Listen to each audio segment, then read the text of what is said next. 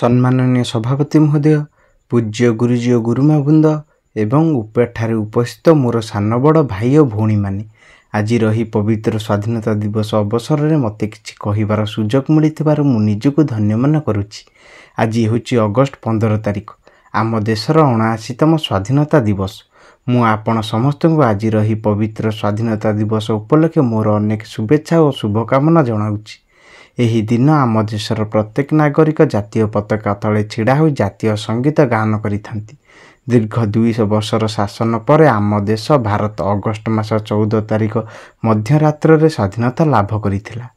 आम देश भारत को स्वाधीन करिबारे बहुत स्वाधीनता संग्राही मानकर अवदान रहिछि। सेथि मध्यरु सुभाष चंद्र बोस, बाजी राउत, महात्मा गांधी, रानी लक्ष्मीबाई, सरदार वल्लभ भाई पटेल, खुदीराम बोस एमिति अनेक वीरपुत्र मानकर अवदान रहिछि।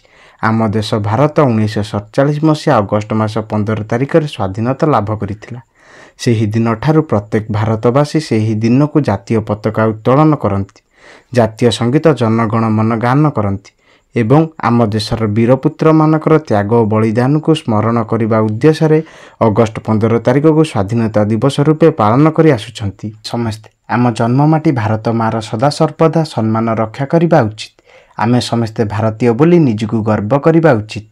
मु एति कही मोर वक्तव्य शेष करुच्ची। जय हिंद, जय भारत, भारत माता की जय।